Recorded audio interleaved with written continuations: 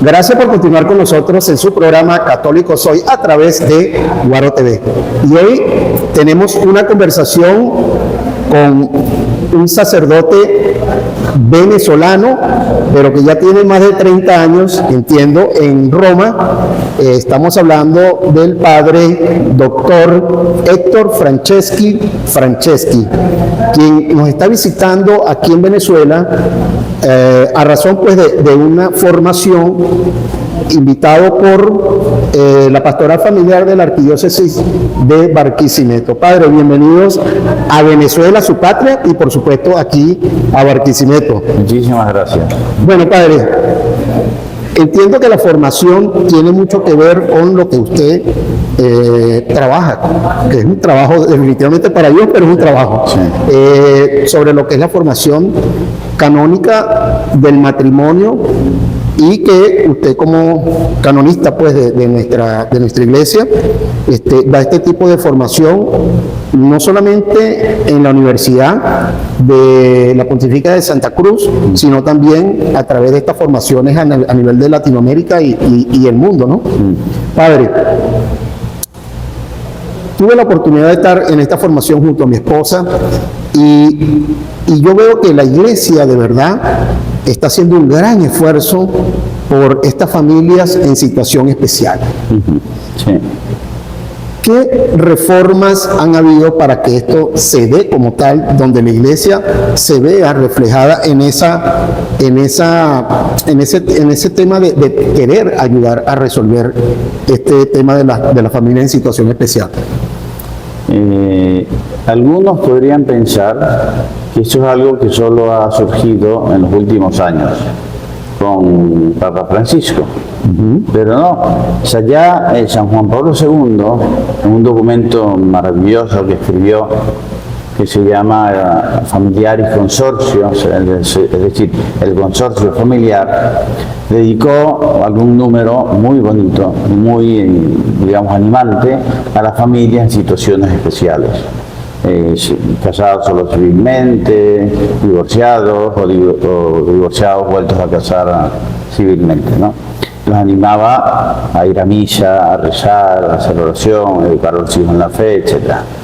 Papa Benedicto siguió de la misma línea también, como subrayando que estas personas digamos, son fieles de la Iglesia y que hay que ayudarlos a reintegrarse en la vida de la Iglesia, porque lo que ocurre realmente, lamentablemente, es que muchas de estas parejas no es que tienen un problema si pueden hacer algo o no, la comunión, no, el problema es que no pisan una iglesia.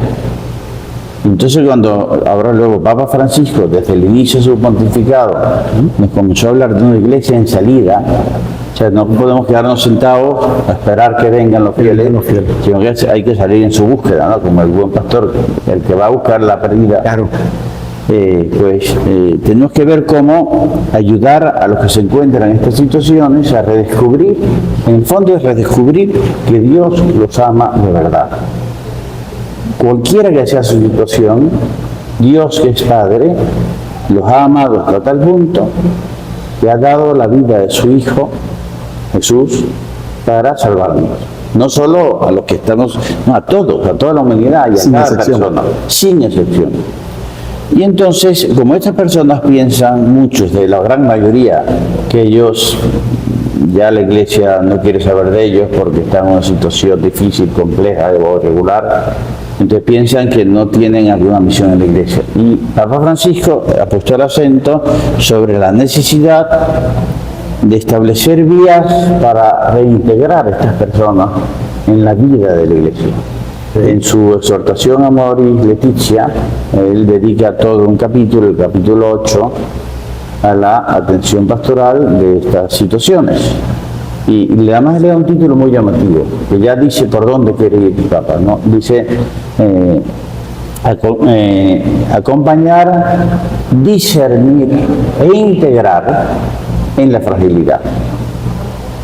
Es decir, que estas personas necesitan que alguien que los tome de nuevo de la mano y les ayude a empezar a recorrer un camino de reconciliación, no con leyes, normas, no, reconciliación con Dios. Y por eso se habla de acompañarlos en el camino de vuelta a la plena comunión. Sí, yo creo que una de las tareas que debe hacer el laico es definitivamente acompañar al sacerdote para poder acompañar también juntos a esa familia. No, y muchas veces pues siempre está lo que algunos santos llaman el muro sacramental, ¿no? Es decir, para la reconciliación hace falta que alguien lleve a esas personas al sacerdote. Claro, para que el sacerdote también comience a acompañarlas y ayudarlas a llegar a un camino que a veces puede ser largo, pero tiene ese siempre un camino de esperanza, que es la reconciliación. Entiendo. Y entonces a muchas de esas personas el sacerdote no llega. En cambio el laico y las parejas cristianas que viven en medio del mundo llegan a ellos.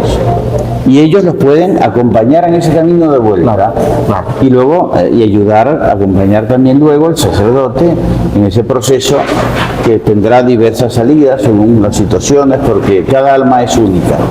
O sea, no hay, y yo creo que eso es algo muy propio del Papa Francisco, que muchos no entienden. Que a él no le gusta hablar de generalidades. Para él importa cada alma.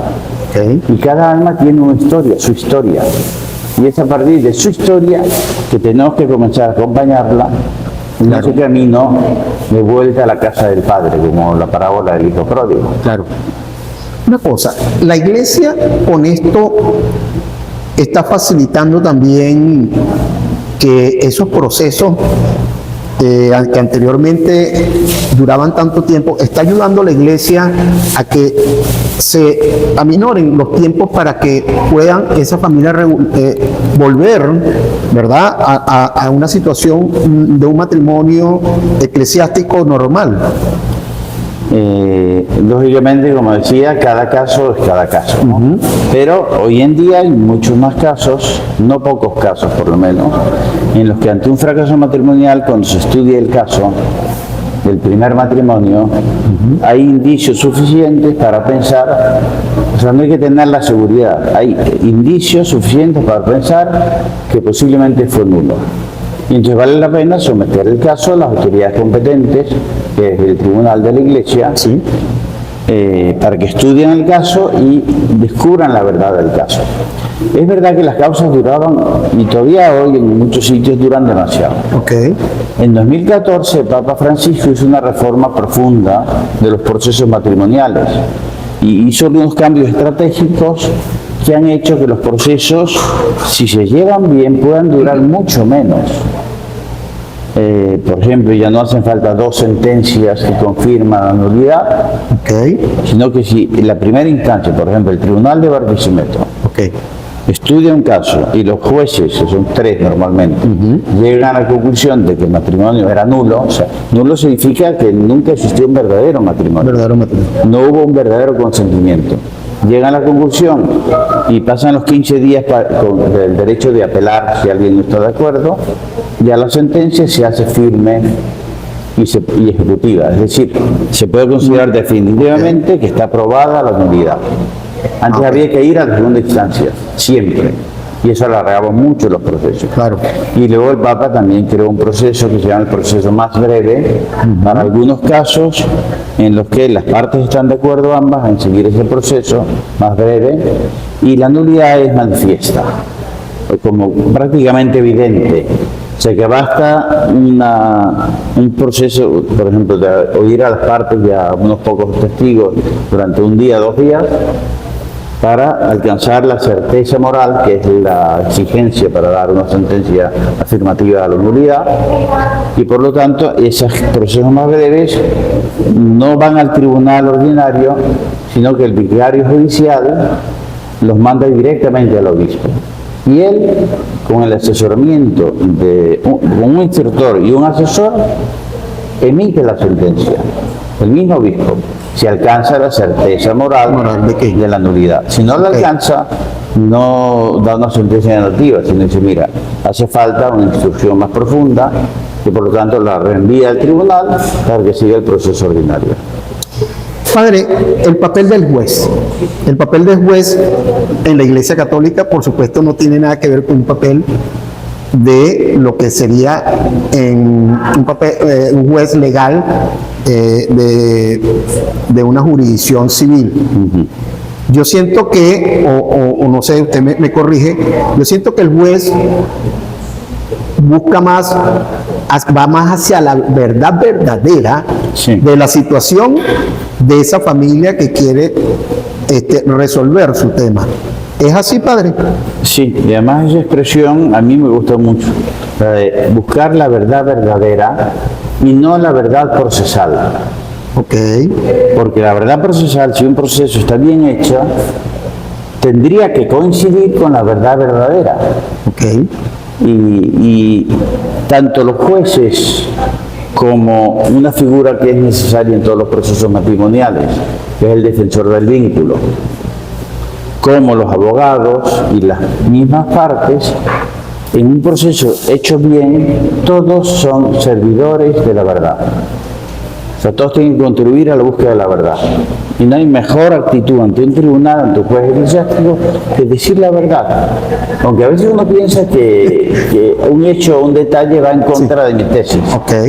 Porque yo como experiencia de juez, a veces cuando veo que un testigo o una parte dice algo que en cierto modo va contra lo que él querría, que es la nulidad, eso le da mucha credibilidad. Porque en cambio declara todo, como que todo es evidente. Okay. Dicen, mira, o sea que es decir la verdad, es el mejor camino. Listo. Ahí la verdad se os hará, de la afirmación de Don Juan, la verdad los hará libres. Eso es correcto. Se cumple con plenitud en los juicios de nulidad del matrimonio. Padre, todos tenemos derechos al matrimonio. Todos tenemos derecho al matrimonio, que es la unión entre un varón y una mujer, indisoluble, para siempre, es decir, fiel y abierta a la vida. Porque eso es el matrimonio. Pero yo estoy hablando de ese derecho. Pero ese derecho que lamentablemente por el tema de globalización, es lo que yo entiendo, se quiere confundir. Y en estas épocas más, donde hay una especie de ola que hubo un rumor de que en la Iglesia Católica se estaban bendiciendo a las parejas homosexuales. ¿Qué hay de cierto en esto? ¿Y qué es la realidad que quiso decir el Papa Francisco con las bendiciones a estos hermanos? Bueno, ha habido una presión muy fuerte, sobre todo por parte de la Iglesia en los países de lengua alemana. Okay. Alemania, en primer lugar, pero también Suiza y Austria. Es que se ha dado un fenómeno que algunos llaman la protestantización. Digamos, muchas veces son minoría en muchas zonas y entonces les ha pegado un poco la idea de los protestantes de que hay que adaptarse a los tiempos. Okay. Y entonces, erradamente, yo creo en conciencia que es errado. Dicen, mira, o nos adaptamos a los tiempos y a las ideologías que se imponen estos días, o nos vamos a quedar sin fieles. La historia ha demostrado que es todo lo contrario. O sea que, por ejemplo, los luteranos practicantes en Alemania, en Suecia, pienso ahora en Suecia, porque tengo un amigo que lo acaban de ser obispo de Helsinki. Él decía, los luteranos, el porcentaje de luteranos que cree es bajísimo, que va a los oficios dominicales todavía mucho más bajo. O sea, la religión se ha convertido simplemente en un detalle, una cuestión de Estado. Porque soy de Suecia o de Finlandia, pues soy luterano, pero eso no influye en mi vida. Y ellos han ido admitiendo primero el sacerdocio femenino, luego los obispos también, luego el matrimonio gay, luego el aborto. ¿Y qué es lo que ha pasado? pues se han ido quedando vacías. Las iglesias, me acuerdo yo en Londres, estuve hace años, y tú entras en las iglesias de los anglicanos y son museos, no son iglesias. Eran iglesias católicas, Sí. maravillosas, preciosas, pero la impresión que tiene es que es un museo. Wow. Y hay muy pocos fieles practicantes. Y de hecho en los anglicanos hay muchos cientos, y cada año yo creo que son miles, que están volviendo a la Iglesia Católica. Entonces, cuando hablamos de este tipo de bendición, Entonces, que te dijo el padre, tema de el la Papa, bendición, perdón. el Papa no dijo, y eso lo ha aclarado, Ok. que las parejas homosexuales pueden recibir una bendición en cuanto a pareja. Ok. Él lo que dijo es que una persona que esté unida en una unión homosexual, que pide una bendición, él como persona no se lo puede negar. Porque todos, es más, Jesús ama a todos. Claro. Entonces, una cosa es que acudan como pareja homosexual exigiendo una bendición, como que la Iglesia bendiga esa unión, y eso en ningún momento el Papa lo ha dicho. Ok. Y otra cosa es que un fiel que se encuentra en esa situación, por 1000 motivos distintos, puede ser, pues ante un sacerdote le diga, bendígame, Padre. Yo le puedo dar, yo le daría, claro, arrodíllate, o si es de pie, pero te doy la bendición, Dios te bendiga en nombre del Padre, y del Espíritu Santo. Pero no le pido que no, digamos, y yo lo respeto, y la Iglesia lo respeta. Además, la Iglesia hizo documentos sobre la dignidad de personas con estas tendencias mucho antes de que empezara toda esta ola. Ok. Hay un documento de la doctrina de la fe. Como por ejemplo. Un documento de la Congregación para la Doctrina de la Fe sobre la atención pastoral de las personas con tendencia homosexual. Ok. Y que habla de dignidad. Voy a aprovechar para dejarle aquí, para que vean ese aquí en la pantalla, lo van a ver, Sí. para que por favor repita entonces ese documento para que quienes nos están viendo puedan llegar y ver ese documento en el buscador de Google. Interrumpimos brevemente esta entrevista para identificar nuestro canal y ya regresamos. No se aparten. Católico soy de sacramentos, de vela en mano y procesión. Católico soy.